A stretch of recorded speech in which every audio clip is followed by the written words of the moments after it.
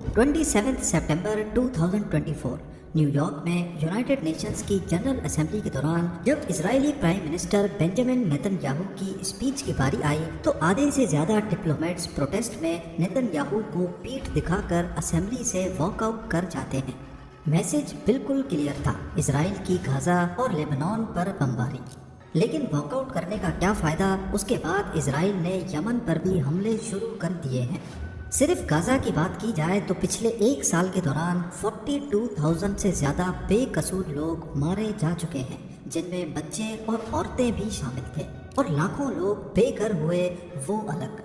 America, European union और UK ने कई मरतबा इजराइल को वार्न भी किया है कि ये जंग भयानक शक्ल भी इख्तियार कर सकती है। इसकी एक झलक 1 अक्टूबर 2024 को दुनिया ने तब देखी जब ईरान ने 1800 किलोमीटर दूर से 200 बैलिस्टिक मिसाइल्स इजराइल पर फायर किए। और 2 अक्टूबर तक की रिपोर्ट ये है कि इजराइल ने ईरान को संगीन नताइज की धमकी दी है। जहां दुनिया ये सब रोकने पे तुली है, वहीं इजराइल किसी अनकंट्रोल्ड मॉन्स्टर की तरह अपने 5 में से 3 फ्रंट्स पर मुसलसल जंग लड़ रहा है। मिडिल ईस्ट में चारों तरफ अरब कंट्रीज से घिरे हुए छोटे से इजराइल में आखिर इतनी ताकत आई कहां से है?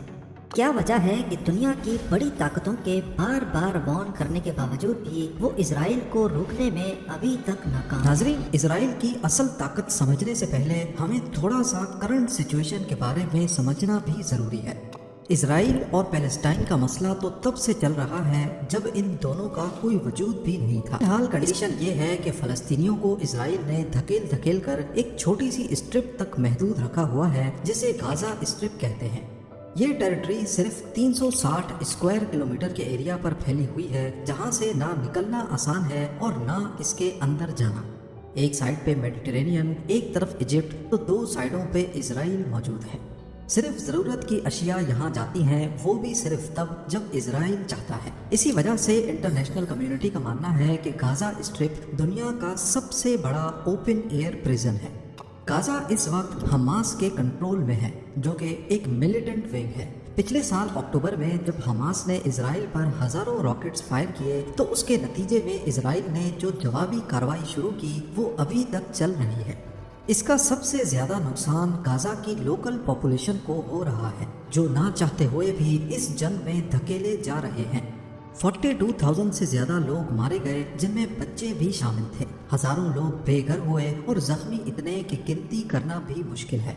गाजा जो एक शहर था, अब लाखों टन मलबे का ढेर मालूम होता है। इजराइल का कहना है कि ये सब उन्होंने हमास के मिलिटेंट विंग को खत्म करने के लिए किया है और आगे भी करता रहेगा। पर सोच को ये बात हजम नहीं होती कि गाजा, जिसकी 2017 में पॉपुलेशन 5 लाख के करीब थी, उनमें से 42,000 लोग यानी पॉपुलेशन का 8.5% मिलिटेंट विंग कैसे हो सकता है? इजराइल के हमलों से बचने के लिए गाजा की लोकल पॉपुलेशन के पास सिर्फ एक ही रास्ता बचा है कि वो गाजा स्ट्रिप छोड़कर लेबनान में पनाह लें। जी हाँ, वही लेबनान जहां आजकल इजराइल की एयर स्ट्राइक्स चल रही हैं। पर यह काम इतना आसान नहीं होता। पहले इजिप्ट से रेड सी के जरिए जॉर्डन में एंट्री करनी पड़ती है, फिर वहां से सीरिया और फिर आखिर में लेबनान में हिजबुल्लाह का काफ़ी असरो रसूख है, जो कि एक ईरानियन बैक्ड मिलिटेंट ग्रुप है, और ये ग्रुप गाजा में हमास की हेल्प भी करता है। पर आखिर ये हिजबुल्लाह है कौन? 1980s में लेबनान में सिविल वॉर के दौरान इजराइल ने साउथ लेबनान पे कब्जा कर लिया था। इजराइल से मुकाबला करने के लिए वहाँ एक आर्म्ड ग्रुप उभर कर सामने आया, जिसे हिजबुल्लाह का नाम दिया गया। इस ग्रुप ने इजराइल को लेबनान से बाहर धकेला और तब से लेकर ये लेबनान का एक पावरफुल पॉलिटिकल और मिलिटेंट विंग है। एक्सपर्ट्स का कहना है कि ये ग्रुप लेबनान की आर्मी से भी ज़्यादा पावरफुल है और इसको ईरान की सपोर्ट हासिल है। जब से हिजबुल्लाह का वजूद हुआ है, तब से लेकर ये इजराइल के लिए खतरा बना हुआ है और हर आए दिन इनकी झड़पें होना एक मामूल बन चुका है। लेकिन पिछले साल गाजा पर हमलों के बाद से हिजबुल्लाह ने खुल्लम खुल्ला फलस्तीनियों का साथ देने का ऐलान किया था। अब यहाँ पर इजराइल के लिए नई मुसीबत खड़ी हो गई, क्योंकि गाजा पर हमले करना तो आसान था, लेकिन अब इनको लेबनान में हिजबुल्लाह को भी जवाब देना पड़ रहा था। अब लेबनान में डायरेक्टली अटैक करने के लिए इजराइल को कोई बड़ी वजह चाहिए थी, एक्सपर्ट्स का मानना है कि तभी उन्होंने पेजर अटैक्स प्लान किए। 17 और 18 सितंबर 2024 को हिजबुल्लाह के 3000 से ज़्यादा पेजर्स और रेडियो सेट्स एक साथ हिजबुल्लाह ने इसका इल्ज़ाम इजराइल पर लगाया और साथ ही इजराइल पर कई रॉकेट्स भी फायर किए। जिस मौके की तलाश थी वो अब आ चुका था। इजराइल ने अगले दिन से ही साउथ लेबनान पर एयर स्ट्राइक्स शुरू कर दी और हजारों लोग अपने घर छोड़ने पर मजबूर हो गए। इस ऑपरेशन में हिजबुल्लाह के कमांडर हसन नसरुल्लाह की मौत हो गई। दूसरी तरफ देखा जाए तो दुनिया भर की कंट्रीज ने मिडिल ईस्ट की इस सिचुएशन को मजीद खराब होने से पहले लड़ाई को खत्म करने के लिए भी भरपूर कोशिश की है और कई कंट्रीज ने इजराइल को काफी क्रिटिसाइज भी किया है। मदद की बात की जाए तो दुनिया भर से गाजा के लिए बहुत एड भी अनाउंस की गई। सिर्फ यूएस की बात करें तो 30 सितंबर 2024 रॉयटर्स के मुताबिक अमेरिका ने गाजा में फलस्तीनियों के लिए $300 मिलियन की एड का ऐलान किया। 7 मार्च 2024 यूएस प्रेसिडेंट जो बाइडेन ने गाजा में मदद करने के लिए मिलिट्री पोर्ट बनाने का ऐलान किया और इसी साल 27 फेब को यूएस एड ने $53 मिलियन की फौरी इमदाद का ऐलान भी किया। इस तरह के अनगिनत ऐलानात हमें मुख्तलिफ न्यूज़ वेबसाइट्स पर मिलते हैं, लेकिन जहां दुनिया की ज़्यादातर कंट्रीज इजराइल को क्रिटिसाइज कर रही हैं, वहीं इजराइल उतना ज़्यादा इन हमलों में शिद्दत लेके आ रहा है। आखिर इसकी वजह क्या है कि चारों तरफ अरब कंट्रीज से घेरा हुआ छोटा सा इजराइल किसी के काबू में नहीं आ रहा। इस मामले को पिछले एक साल में 3 मरतबा यूनाइटेड नेशंस की सिक्योरिटी काउंसिल में भी उठाया गया। यूएन की सिक्योरिटी काउंसिल में अलग अलग कंट्रीज के नुमाइंदे हिस्सा लेते हैं और किसी भी मसले का वोटिंग के जरिए फैसला किया जाता है और ये फैसला फिर अगली कंट्री को मानना ही पड़ता है। लेकिन तीनों मरतबा सिक्योरिटी काउंसिल में जब सीज फायर का एग्रीमेंट हुआ तो अमेरिका ने अपनी वीटो पावर का इस्तेमाल करते हुए इस फैसले को रद्द कर दिया। जी हाँ, वही अमेरिका जिसने गाजा के लिए करोड़ों डॉलर्स की एड का ऐलान किया था। जून 2024 में तो अमेरिका ने खुद एक सीज फायर का एग्रीमेंट फाइल किया था जो सिक्योरिटी काउंसिल में पास भी हो गया, लेकिन उसको भी बाद में वीटो कर दिया गया। एक तरफ प्रेसिडेंट जो बाइडेन का कहना है कि जंग किसी के हक में नहीं है, तो दूसरी तरफ यूएन में वीटो पावर्स का इस्तेमाल भी अमेरिका ने ही किया। ना सिर्फ इतना बल्कि Stockholm international peace research institute के मुताबिक 2019 और 2023 के बीच इजराइल ने जितने भी वेपन्स इंपोर्ट किए उनमें से 69% अमेरिका से मंगाए गए।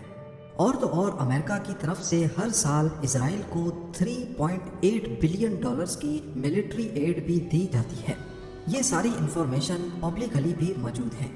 लोगों का कहना है कि अमेरिका गाजा पर हमले रोकने की बात तो करता है, दूसरी तरफ इजराइल को सपोर्ट भी करता है।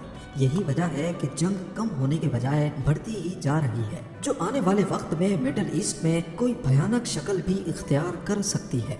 पर यहाँ एक अहम सवाल पैदा होता है कि आखिर अमेरिका ऐसा कर क्यों रहा है। इस सवाल के जवाब की कड़ियाँ रिलीजन से जाकर मिलती हैं। यूएस के व्हीटन कॉलेज की एक रिसर्च के मुताबिक अमेरिका में एक बहुत बड़ी पॉपुलेशन करीब 35 से 40% लोग ऐसे हैं जो बाइबल पर पूरा यकीन रखते हैं और उसको फॉलो भी करते हैं। इनमें से काफ़ी सारे लोगों का मानना है कि इजराइल का बनना बाइबल के ऐन मुताबिक है। अमेरिका में एक ऑर्गेनाइजेशन है जिसका मकसद इजराइल की प्रोटेक्शन और यहूदियों के लिए आवाज़ उठाना है। इस ऑर्गेनाइजेशन को कोफी कहा जाता है, यानी क्रिश्चियंस यूनाइटेड फॉर इजराइल। पूरी दुनिया में इस ऑर्गेनाइजेशन के 10 मिलियन मेंबर्स हैं, जिनमें अमेरिकन पॉलिटिक्स के काफ़ी बड़े बड़े नाम भी शामिल हैं। क्रिश्चियंस के इस ग्रुप को ज़ायोनिस्ट भी कहा जाता है। याद रखें कि क्रिश्चियनिटी एक अलग रिलीजन है और ज्यूइश एक अलग, जबकि ज़ायोनिज्म एक ऐसी पॉलिटिकल मूवमेंट है जो इजराइल के हक में काम करती है। सबसे अहम बात ये ज़रूरी नहीं कि हर ज्यू या हर क्रिश्चियन ज़ायोनिस्ट हो। ज़ायोनिस्ट का ये ग्रुप अमेरिकन पॉलिटिक्स या गवर्नमेंट में अपनी मर्जी के फैसले कैसे करवाता है, इसके लिए एक अलग कमेटी है जिसको एपेक यानी American Israel public affairs committee कहा जाता है। ये दुनिया की सबसे बड़ी और सबसे पावरफुल लॉबिंग कमेटी है जो अमेरिकन कांग्रेस में जो चाहे जब चाहे अपनी मर्जी के फैसले करवा सकती है। यूएस कांग्रेस में ही सारे फैसले किए जाते हैं, नए कानून बनाए जाते हैं, बजट अप्रूव होते हैं और जंगें भी मुसल्लत की जाती हैं। यूएस कांग्रेस के मेंबर्स ये तमाम फैसले वोटिंग के जरिए करते हैं।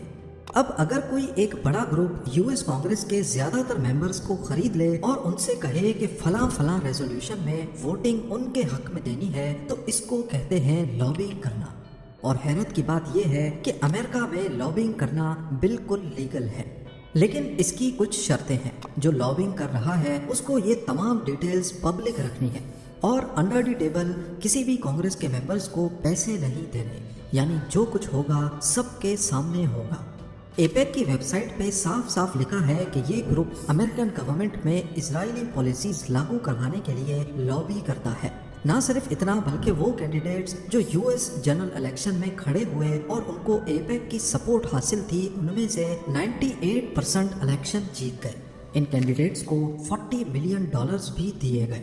ये ग्रुप ना सिर्फ अमेरिकन पॉलिटिक्स में इजराइल पसंद पॉलिसीज लागू करवाता है, बल्कि जो इजराइल के खिलाफ हैं उनको हराने का काम भी करता है।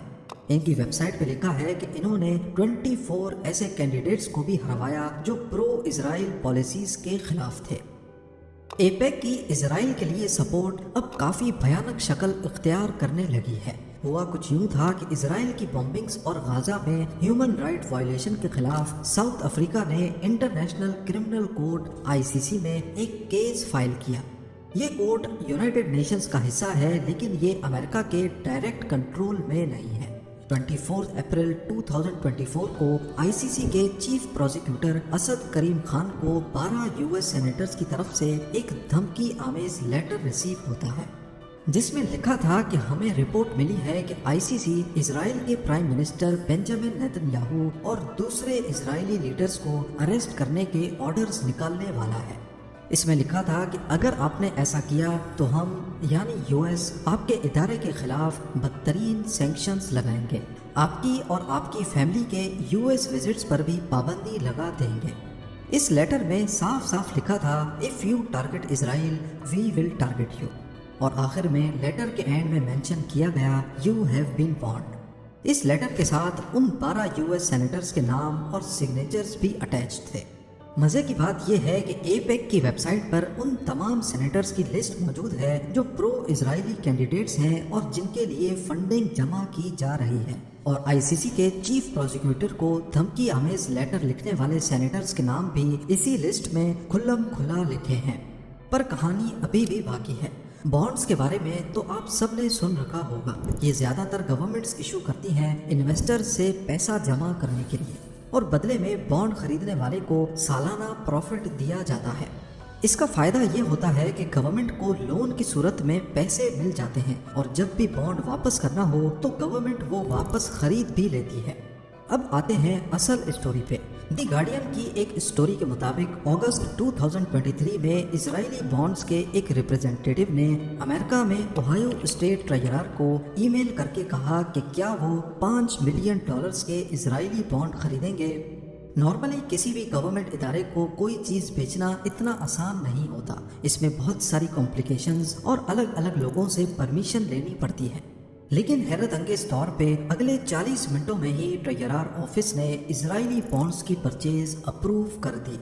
बाद में मालूम पड़ा कि हमास और इसराइल की जंग शुरू होने के बाद मुख्तलिफ यूएस स्टेट्स और म्यूनिसिपैलिटीज ने कम से कम $1.7 बिलियन के इजरायली बॉन्ड्स खरीदे हैं।